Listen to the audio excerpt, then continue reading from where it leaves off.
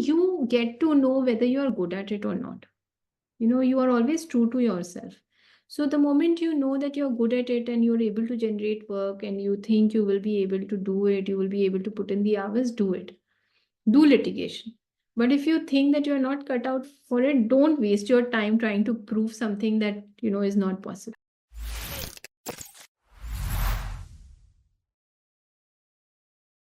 Hello and welcome everyone to our Super Lawyer YouTube channel. Today we have with us Ms. Pallavi Pratap, who has been named BW Top 40 Under 40 Lawyer.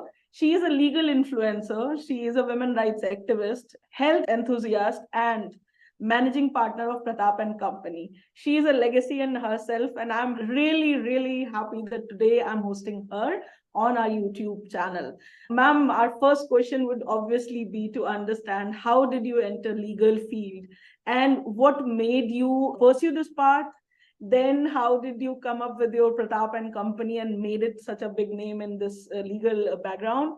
What were the challenges? Would you like to share it with us? The challenges, I think, were stupendous. But how it started, I am an accidental lawyer. It was not that it was something which was planned. As a matter of fact, I remember that when people would talk about being a lawyer, at least in my generation, that was for people who had done nothing in their life. So because you've not achieved anything, so you become a lawyer. That is how, a lawyer was perceived at that point in time.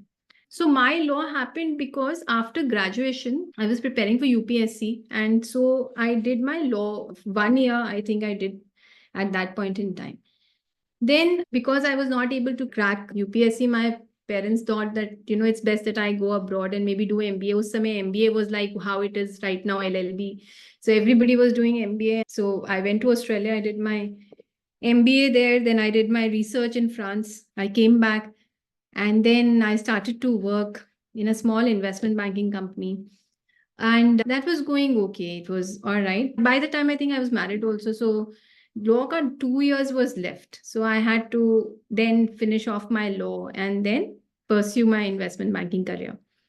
It was long, it was difficult at that moment because I think the dot-com bubble had just happened, subprime mortgage, that entire 2008 2009 time when the economy was not doing very well. We all had challenges at that point in time, especially since I had done my MBA and I was looking at corporate side to work in. Then interestingly, what happened was, since I was married, my husband and I thought that it had been some years and that we should go the family way. And so the job I was doing was not so easy to continue because with the kind of pressure that we had in corporate side, it was not possible. So my father suggested that then why don't you pursue law, because it will be easier. You won't have to put in so many hours and just take it slowly. So I just started working with an AOR.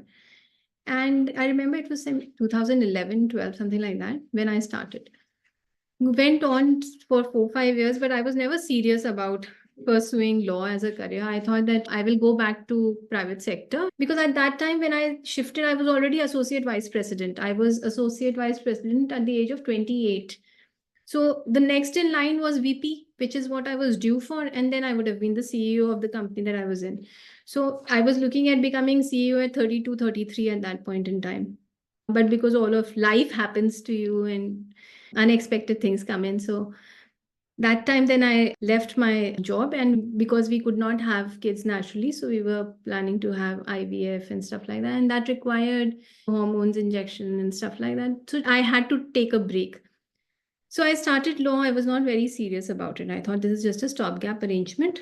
Once I'm better and things go as per the plan, then I'll be back into workforce and I'll be looking at where I started. You know how life happens. At that point in time, I think 2015, 16, my husband and I decided to separate. And since we separated, I thankfully around the same time I got into an AOR's office, and that AOR had no junior. I was the only junior.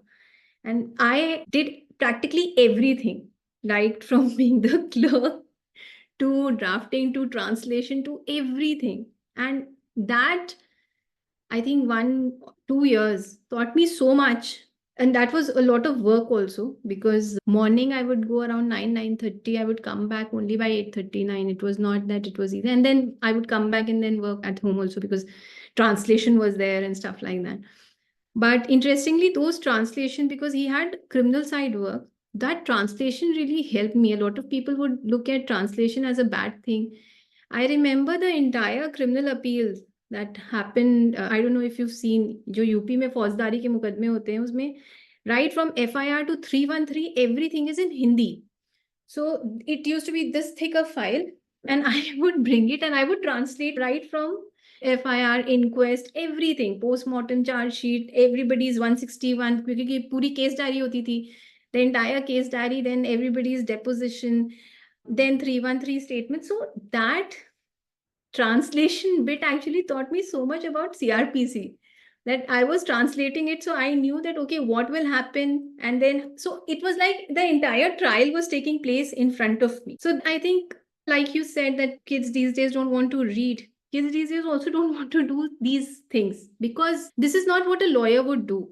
I did it because maybe I had that interest, or I never thought that this was a too lowly a job for me. But I think a lot of times I have come across kids who would say, but I have people here, if I tell them that, can you please Google Translate, they will do it happily. They will figure it out and all of that. The girls here will do it, but there have been occasions when I've asked somebody, because it's a last minute one page or something like that, then they will refuse. So I think to each their own. I'm not saying that you be a freak a worker for me. But that taught me a lot, as in service matters also. I learned a lot about service matters from those translations. How ACR is written, how the notices are sent, what is a typical reply, how is a representation sent if somebody is looking. So all of that I think I learned from being there. But it was never my dream to build up something like a SAM or a CAM, because I knew my boundaries. I knew how much I can do as a single person. So it was always that I wanted to be a good litigating law firm, at least to have enough matters that I'm occupied every day with matters. And I never also thought that I would want to be a counsel. But eventually, slowly everything just falls in its place, and you sort of learn to argue, you learn how to manage. And today only, I was sitting in NCLAT with another gentleman who runs his law firm.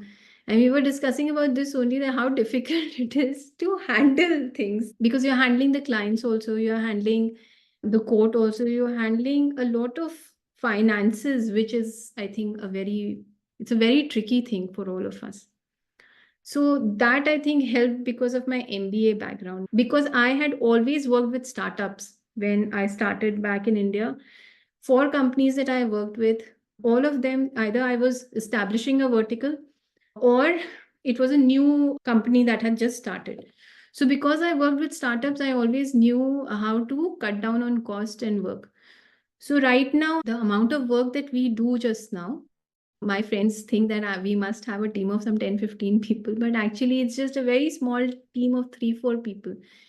And typically on a day, my colleagues here would go by 6:30, 7 o'clock, 7:15. It's not that they have to carry work back home. So I don't know how we do so much work, but we are able to handle quite a bit of it without having too many people or too many expenses. So that I think came with that understanding of how to run a small company or a startup. So it's been a crazy journey. I don't know how it is going to look like after a while, but it's been quite interesting now that I'm thinking about it. So yeah, sorry, I went all over the place with respect to that answer. Ma'am, that is a very beautiful answer and beautifully put. The way you have learned, you have shared it with us. So this brings me to the most important question. You already have answered that MBA helped you. But when you were doing this law, or rather trying to establish your law firm, there must be some point or some kind of challenges which you must have thought that how will I resolve it as a one person company, I would say right now. But later when you increase your resources, like you rightly said, you don't need 10, 20 people, but you have to know how to manage it. So how did you see that being an MBA has actually helped you overcome those challenges? Because usually we don't find lawyers who have an MBA degree. So if you could So shed with some light on MBA, that. I'll tell you one thing. I realized this very early on in my life also. I was in Australia and I was doing my MBA at that point in time. I had taken student loan. My father, he's a well-off person, so I did not really need a lot of money that way. But I still chose to work in Australia. We used to get some 20 hours per week that we could work. And you won't believe there is a place in Melbourne which is called as Victoria Market. And I used to sell what is called as pilling remover. You know how we get pilling on our clothes? Or cat hair, dog hair, a lot of those. I used to sell. I mean, I used to be a market girl. I would stand there on a podium, ask people to come, and they would typically be wearing a jacket or something, and which would have cat hair, dog hair, or pilling. And I would ask them to come and I would remove it, and then I would sell it for $25. What was it? Just a sandpaper on a plastic dabba. That I used to sell to Firangis for $25. And I used to get commission. So I've done sales. And because I did selling, because of MBA, I did it in finance. So finance really helped me with calculating ROIs. How is it that you're looking? Your top line is looking. What is your bottom line like? Will you be able to survive? What is your expectation in terms of earnings? So when you are doing investment banking, you do all of this calculation because you have to get investment. So you have to look at what is the future projection looking like with the kind of work you're doing. So I could just look at something and know that whether this company is sustainable or not. So that happened with my work also. When I started, I could figure out where all I was going wrong. But the good part was because of my previous startup experience, I knew that I could just quickly finish it off. How? And I'm extremely grateful to God. I found just most wonderful people at that point in time who supported me. If it was not for those people who supported me, like my staff, there is a gentleman who's my office manager also, whose name is Kunal. He's the one who does entire filing. Or Anjani Bhaiya, who's my clerk. I mean, two people can actually do work of 4 or 5 people easily. So, that staff that you have, the resources that you have, that I think makes or breaks you. And from the first filing till now, they've been with me. We can fight like crazy. I will scream and shout and do everything, but we have touchwood till now stuck around. And I think we will stick around for as long as we are there. The other thing with my MBA thing was that, you need to meet people. And networking is not what gets you work. Networking will never get you work. Like you go in a conference and you meet 100 people. No, people don't remember you after meeting you. And they are definitely not going to give you work. Meeting somebody socially doesn't really mean that you are able to generate work out of it. So, because I was a salesperson for the longest time, I knew I had to sell myself. I was not supposed to network and be in anybody's good books. I was supposed to sell myself that, okay, this is what I do, this is what I bring to the table, and this is the cost point that you're looking at. And now you see whether it works for you or not. And I was shameless. I mean, shameless in the sense that, when you're doing sales, you become shameless. I remember in Australia, for some time, I worked for a charity. And that charity, I used to go door to door knocking and asking people to donate to that charity. We would be dropped by a bus to a particular area, and then door to door, we would go and collect donations. It was so difficult to do. And you know how Australians are, not to use the hard word of racist, but they are not very, very cordial to Desis. So that was one biggest challenge that I had. I remember I worked in a call center also in Australia only, where I was selling gas connections. And like Tata Sky, they used to also have some DTH connection. I used to sell those. So I've done so much of this kind of work where मेरा वो hitch जो था ना कि मैं कैसे बेचूं किसी चीज को, or how do I offer my services that this person will think that, oh, she's just so vociferous about what she wants and stuff like that. That never happened. And I did not feel scared to approach people about work. And that I think helped. And thankfully, social media also happened during COVID. So a lot of people said, how is it that you're posting these videos? Do you realize how stupid you look? You always have people who will tell you, "Oh, this is such an idiotic thing that you're doing. And why is it that you're posting?" And I was like, I have no godfather. If I have to generate work, I have to straight away go to the client and tell him, see, this is my expertise. And if you think that you can give me work, you give me work. And that's how work happened also. So now at this stage in past 10 years that I've worked so much, now at this stage, I feel that I can actually relax a bit and do other things also. But those 10, 11 years, when I was putting in the effort, there was nothing else that I ever thought of. Nothing else except for work. So you were a workaholic for a decade, and now you are reaping all the benefits and by thinking ahead. Because what you said about people criticizing what they don't understand is absolutely true, and it is true in every scenario. Mostly, what you can't understand as a human being, we have a tendency of criticizing or saying it's wrong. But what you were doing was inspiring. At least it inspired me. I was a very social media shy person. I was absolutely people shy person, but you inspired me to see ahead of that. When I did my MBA, I was also doing it in 2000. I could use it with legal fraternity. What happened when I started following you, I realized, okay, she is doing it. Why can't I think about it?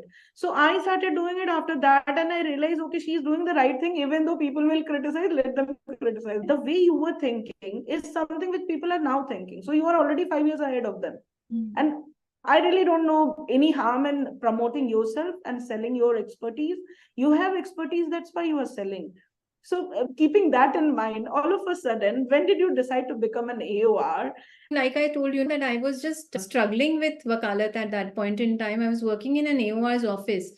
And I remember 2010, I think, or 2010, 11, whenever I got enrolled for 5 years, I did nothing about learning. I did not learn. I was so adamant that I'm going to go back to private sector, that this is something which is very beneath me. I'm not going to do it. Then when I started to work with this AOR's office, I remember it was in December of 2015 that I started.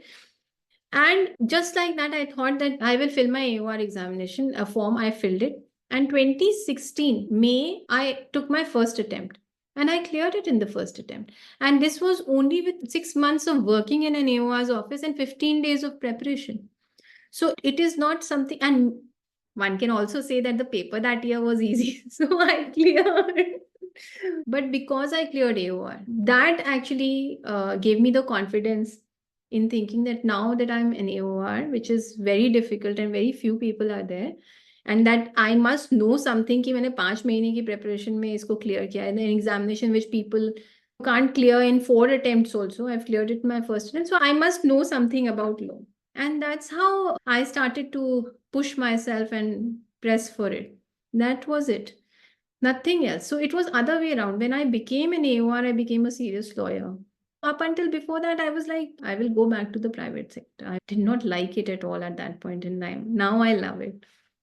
So now that you love it and you have your own company to run, what are your plans for next, let's say, 3, 5, 7 years? Because now with AOR, you now are more responsible.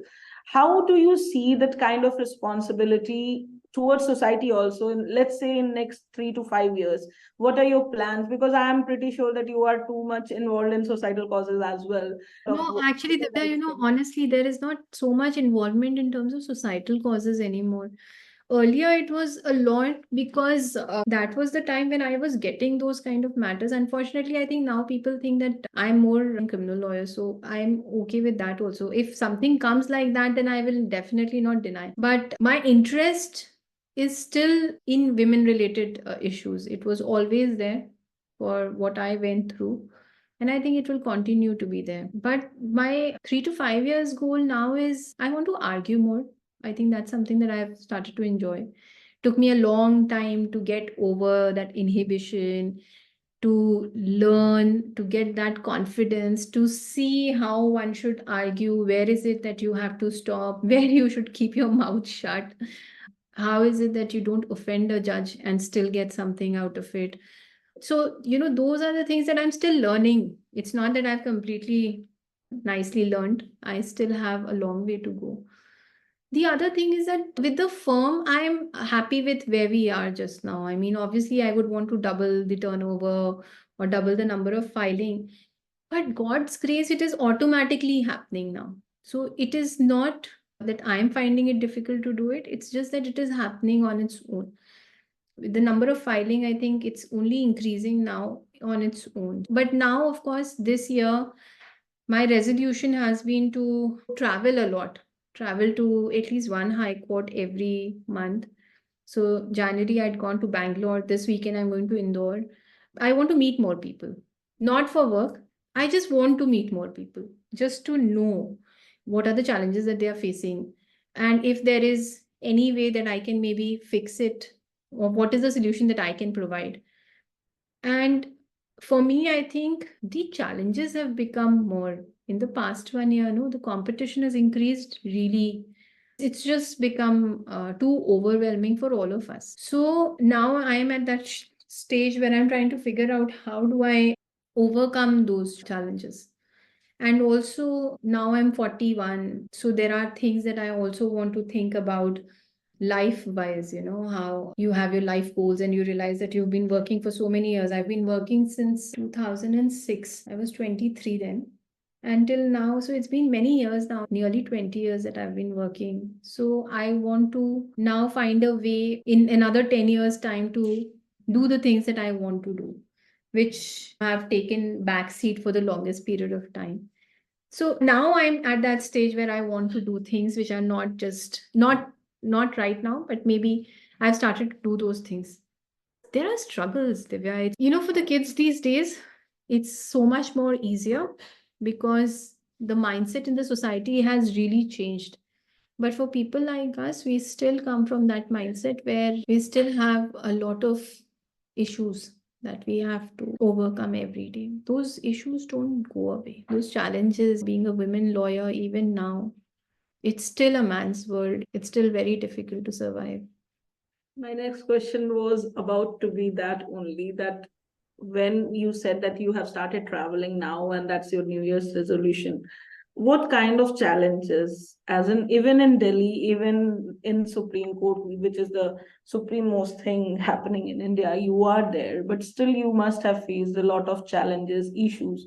And not only you, I'm pretty sure that the connections which you have, the people you meet, they must be sharing their challenges as well, especially women.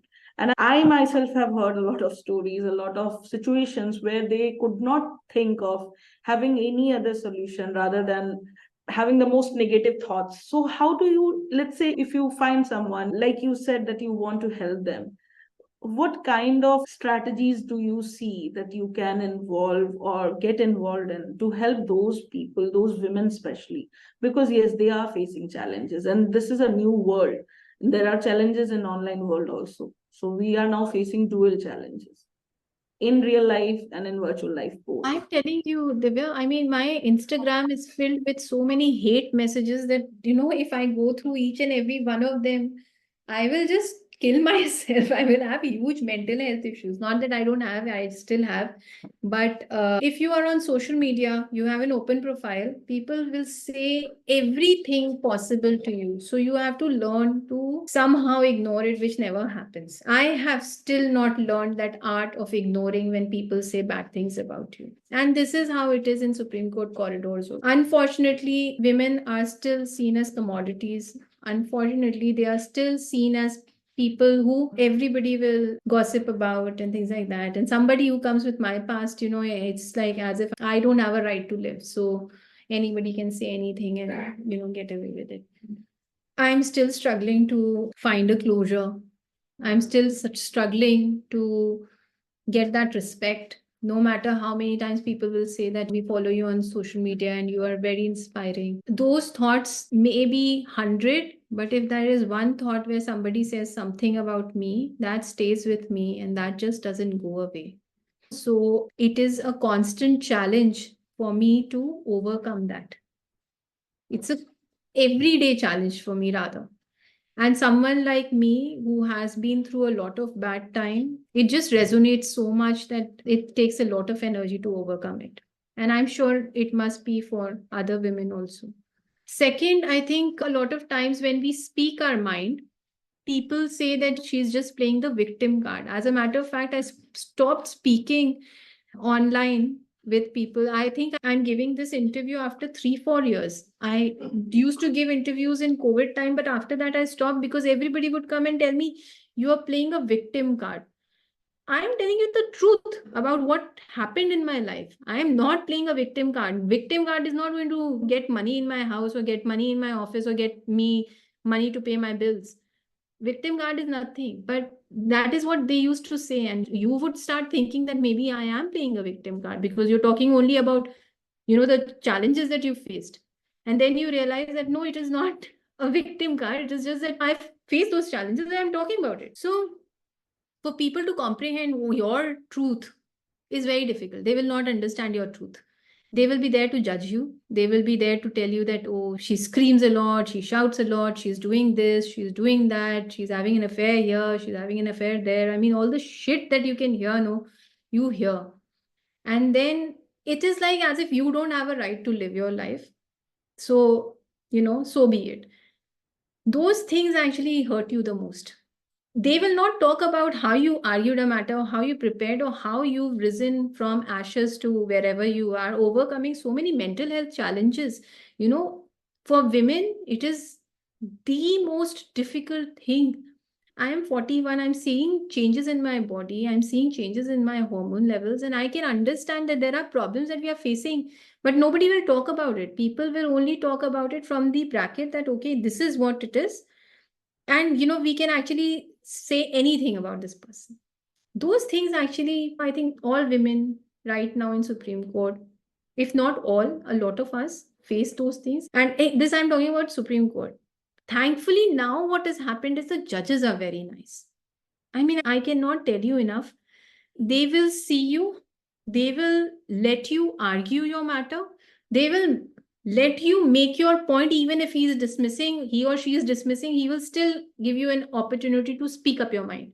And I think that is what is building our confidence now, that nobody is there trying to judge me as a person or as a lawyer, but that person is accommodating me to speak, even if I'm saying maybe a wrong thing, or maybe I'm not able to convince, or I'm not able to make that submission, but he's still giving me that opportunity. I think that's something that women of the bar actually have it easier right now.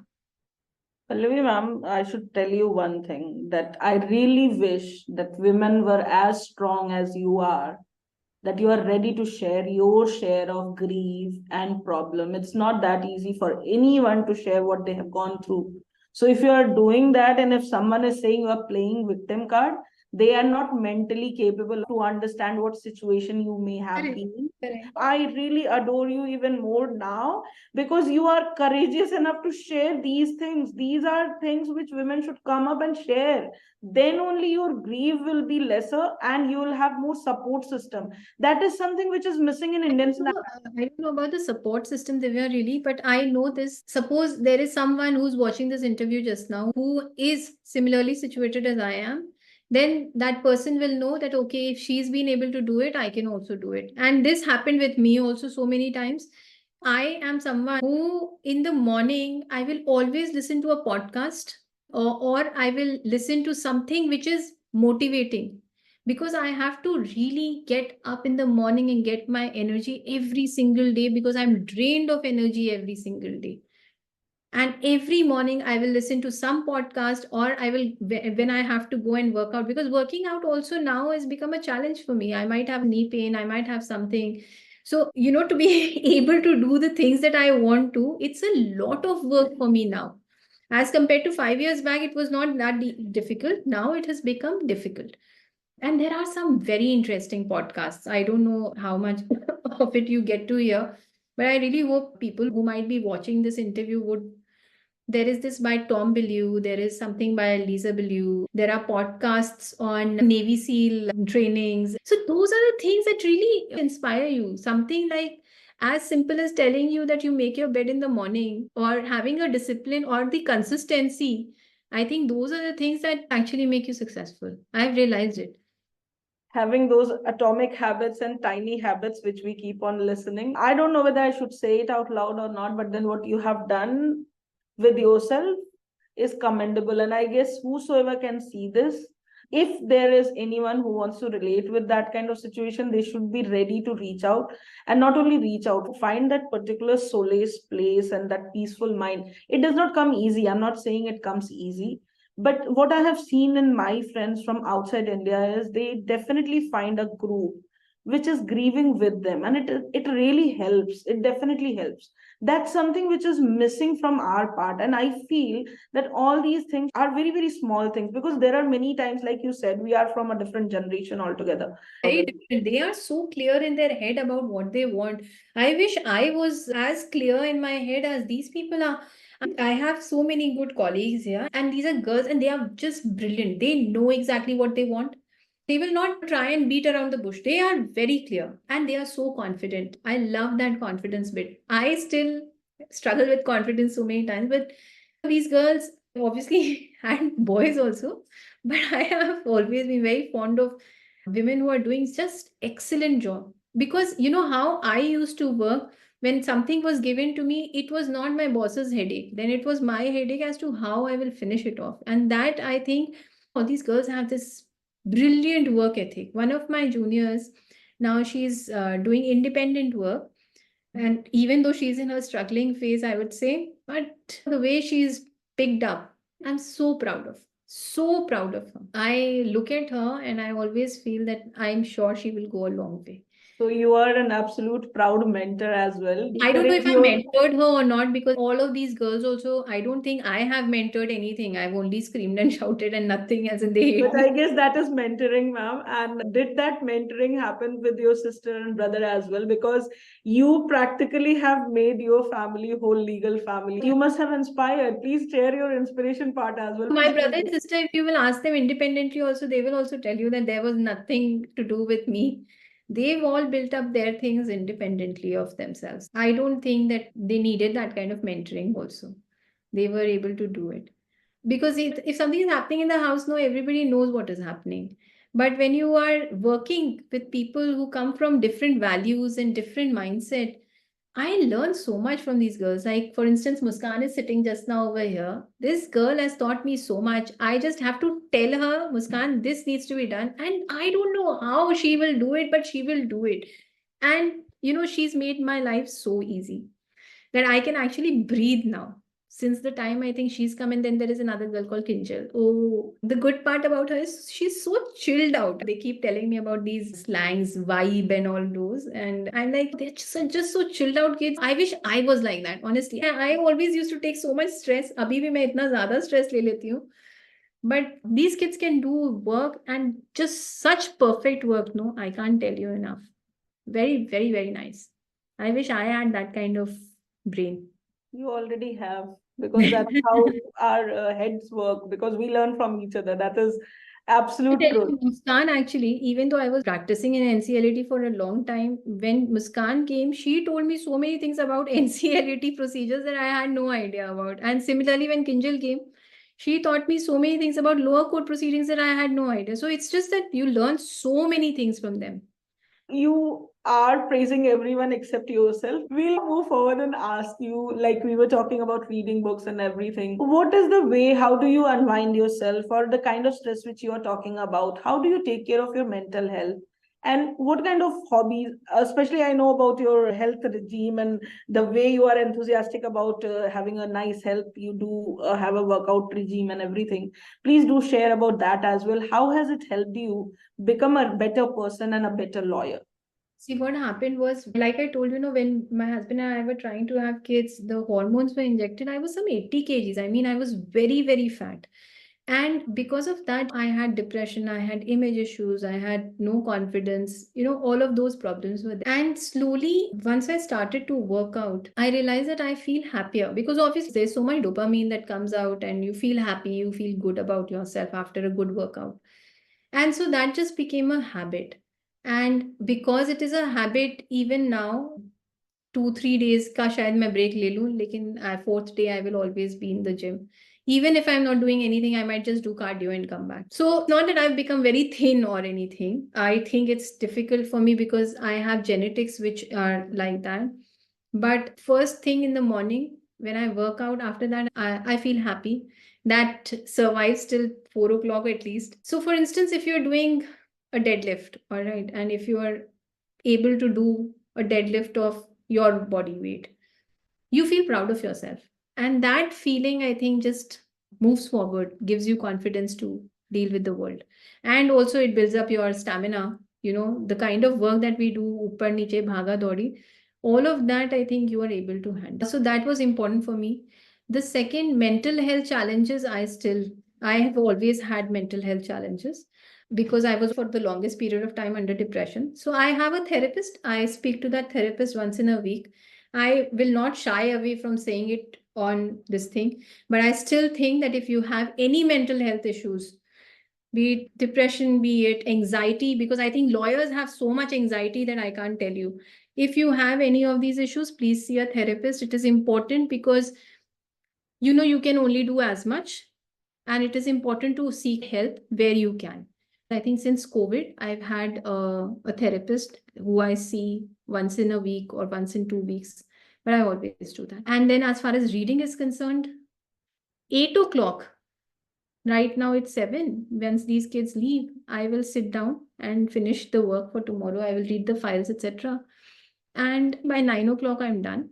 And 9 o'clock, then that's like the highlight of my day when I go upstairs at my house and I will have my dinner and then I will get in my bed and read. So, that's the thing that I look forward to. That, okay, 9 o'clock, I'll get to read. So earlier, when I was not reading, I would think that 9 o'clock I'll watch Frasier, or 9 o'clock I'll watch some comedy series, maybe any series that I was watching. So that used to make me go through my day that, okay, 9 o'clock I'll do this. So that's how I've survived. Wow. So reading has helped you become a better person as well as a better lawyer. Nowadays, we have seen a trend, ma'am, that people, especially the juniors who come into this first generation lawyers and the ones who are aspiring to become lawyers, do you ever see a challenge in how to motivate them to become more serious in their approach and their thought process? How is it that we can motivate them or tell them that these are the ways they can get connected with, or they can try and become better person or a better lawyer? Because usually they have this explanation saying we are first generation lawyers, we don't have any godfather or godmother, where do we go, how do we learn from them? They don't respond to our emails, messages, or something like that. And how do you think that you can give a message to these new learners or the new entrants to the profession? See, I know even I'm guilty of not responding to emails or messages, but honestly, we get like thousands of them every day. So I wish I had more staff to maybe then reply to each and every email. But we also have very limited resources, Divya. And as much as I would want to have many kids and many interns, I don't have that much resource to support it.